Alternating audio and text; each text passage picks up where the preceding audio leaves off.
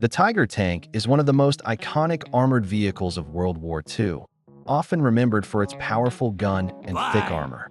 However, despite its fearsome reputation, the Tiger tank had many significant drawbacks that limited its effectiveness on the battlefield. In this video, we'll explore why the Tiger tank, for all its strengths, ultimately sucked in several important ways. First, the Tiger tank was incredibly heavy. Weighing in at nearly 57 tons, it was one of the heaviest tanks of the war. This extreme weight caused major problems. The Tiger was slow and lacked agility, making it difficult to maneuver, especially in rough terrain like mud, forests, or narrow roads. The heavy weight also put enormous strain on the engine, transmission, and suspension, leading to frequent mechanical breakdowns. In fact, Tigers often spent more time being repaired than actually fighting on the front lines. Second, the Tiger was very expensive and complicated to manufacture. Each tank required a huge amount of raw materials, including steel and high-quality components, as well as skilled labor. This complexity meant that Germany could only produce a limited number of Tigers throughout the war. Unlike lighter and simpler tanks, which could be produced in large quantities, the Tiger's scarcity reduced its overall impact on the battlefield.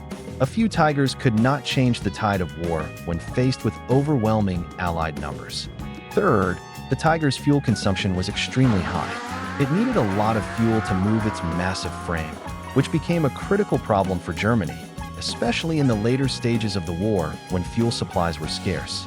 The logistical challenge of keeping Tigers fueled and operational was enormous. Without fuel, even the most powerful tank is useless, and many Tigers were abandoned or destroyed simply because they ran out of fuel. Fourth, the Tiger's large size made it an easy target. Its bulky profile was easier for enemy forces to spot from a distance, whether by ground troops or aircraft. While its thick armor could withstand many hits, being a big target meant it was more likely to be engaged and surrounded by enemy forces.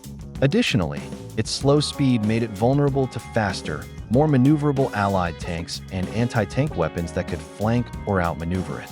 Fifth, the Tiger required a highly trained and experienced crew to operate effectively. Its complex systems and controls were not easy to master. Crews needed extensive training to make the most of the tank's capabilities, from targeting enemy vehicles to maintaining the mechanical systems. Less experienced crews often struggled, which reduced the tank's combat effectiveness. This was a serious issue late in the war when Germany was forced to use less trained personnel. Finally, the Tiger's design focused heavily on firepower and armor, but this came at the cost of reliability and practicality. It was a tank built for dominance in theory, but in practice, it was prone to breakdowns, difficult to maintain, and expensive to replace. The Tiger tank's weaknesses were exploited by the Allies, who used combined arms tactics, air support, and superior numbers to overcome its advantages.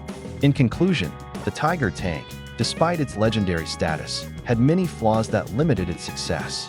Its heavy weight, mechanical unreliability, high production cost, fuel inefficiency, large size, and crew demands all contributed to why it ultimately sucked as a weapon of war. The Tiger was a powerful machine, but these critical weaknesses meant it could never fully live up to its fearsome reputation.